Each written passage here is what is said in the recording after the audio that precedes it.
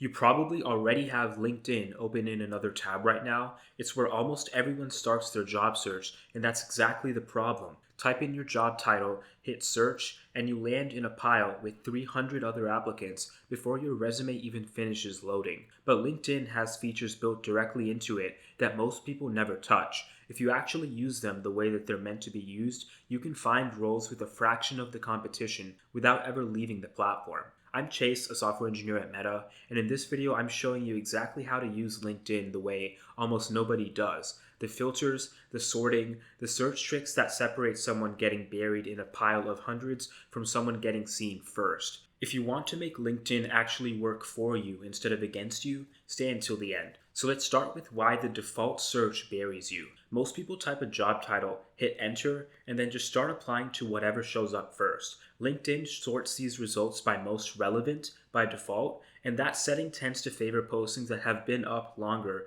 and already have engagement, which really just means more applicants and more competition. So the roles you see first are, almost by design, going to be the most crowded ones on the entire platform. And that's the real reason LinkedIn feels hopeless to so many people. They're only ever looking at the postings everyone else is already flooding. Now, my next piece of advice is you want to sort by most recent, not most relevant. This is the single easiest change you can make, and almost nobody makes it. Just switch your results from most relevant to most recent. Suddenly, you're going to be looking at postings that might be minutes old instead of days or weeks old. And then from there, you can set up a job alert for your search so that you get notified the moment something new matching your own criteria goes live. And the math here matters more than people realize. A role that has been up for 2 hours might have 10 applicants. That same role 3 days later can have 300 applicants. So that's why sorting by recency and applying the same day something posts is one of the highest leverage things you can do. And it costs you nothing but a settings change.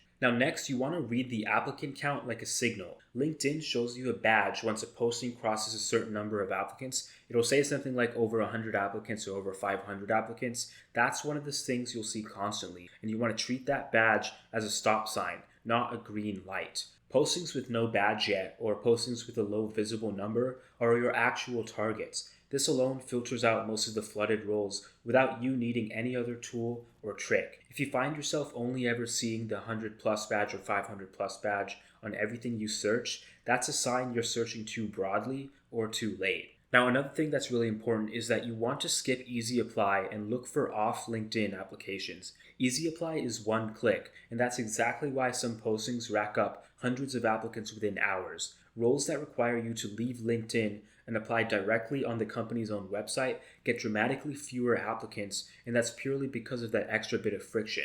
Your average job seeker who doesn't know any better filters specifically for Easy Apply just because it's convenient, and that convenience is exactly what's creating the crowd. This doesn't mean you should skip a great role because it happens to be an Easy Apply role, but it does mean that you do not want to restrict your search to only those roles, because you're cutting yourself off from the ones with genuinely less competition. Now, my next piece of advice is that you want to use the company size filter as well. LinkedIn does actually let you filter results by company size, yet almost nobody actually uses it intentionally. You can set that filter to companies in the 51 to 1,000 employees range instead of just leaving it wide open. These are real companies with real budgets, often paying well and getting a fraction of the applicants that a recognizable name attracts. This is the same low competition principle from targeting mid-sized companies, but the difference is you're now using LinkedIn's own filter to run it directly instead of hunting company by company. Now, you also want to use search operators instead of plain keywords.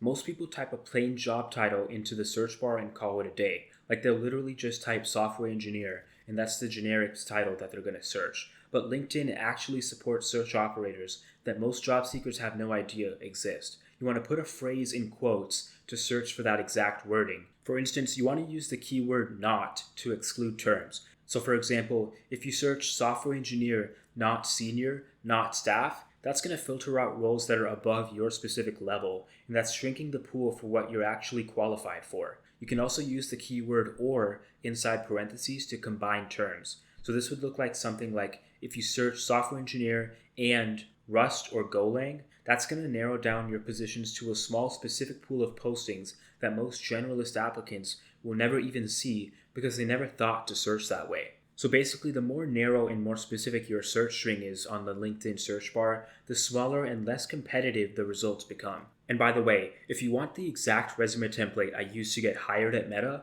click the first link in the description and I'll send it to you for free. But for now, let's get back to the video. Now, my next tip is you want to use the Alumni tool to find warm contacts. LinkedIn does actually have a dedicated alumni tool tied to your school, and it's one of the most underused features on the entire platform. It basically lets you filter people from your school by the company they currently work at, so you can instantly pull up everyone from your school who works at your target company. That's the fastest possible way to find a warm referral contact. Rather than cold searching through hundreds of employees hoping to find some shared connection, you go straight to the people who already have something in common with you. Next, you do want to search for recruiters directly as well, not just job postings. Don't limit yourself to just searching job titles. You can search recruiter alongside your target company's name, and you'll pull up the actual people whose job is to fill roles there. And then you can message them directly. Be specific about the type of role you're looking for and why you're a good fit. Recruiters do want to hear from strong candidates.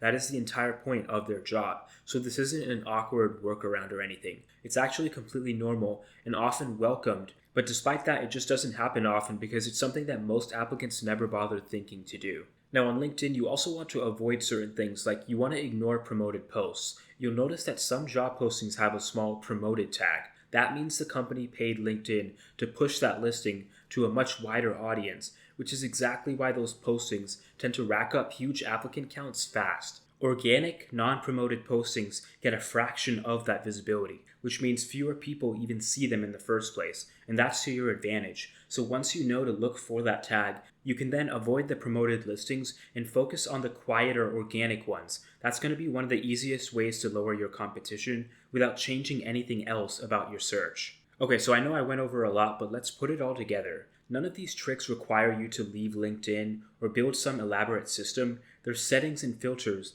that are already sitting there just waiting to be used. Sort by most recent and then turn on alerts so you're applying within hours rather than days. And you also want to watch the applicant count badge and treat 100 plus as a signal to move on.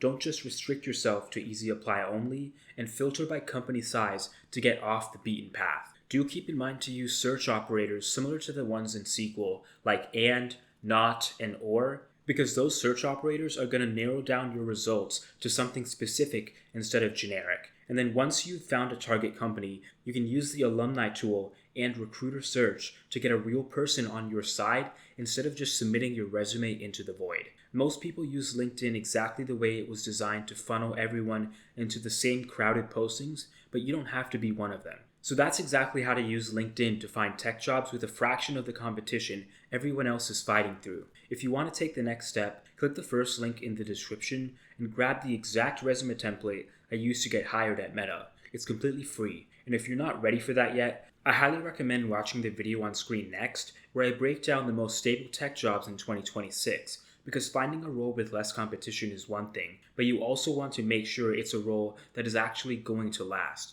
Thanks for watching, make sure to subscribe, and I'll see you in the next one.